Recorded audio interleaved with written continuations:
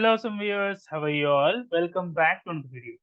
Guys, in this video, we are going to discuss how to take a screenshot using html2 canvas. Guys, in my previous video, you would have seen when I created this html2 canvas, I was able to take more than one screenshot. Okay. So this was the output of that. Okay. So when I click on take screenshot, it was taking as many as it wants. Okay. One of the viewer has asked the question that can you make it only once? Okay. So let us see that comment. So this was a comment added by one of the viewer.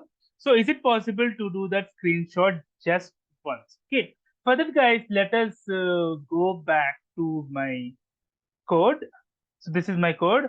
Here in the test.javascript, just click here, add this one, document.get element type ID of the button, and just give disabled equal to true.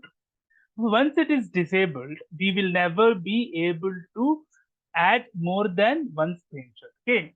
So let me navigate to the Chrome screen again. Now you can see the Chrome screen. Let me take a screenshot. Now you see I am not able to take another screenshot because the button is now disabled. Hope you have liked the video, guys. If you like the video, please click on like. If you're a new viewer, please click on subscribe. Till then, guys, take care. Have a great day. Bye bye.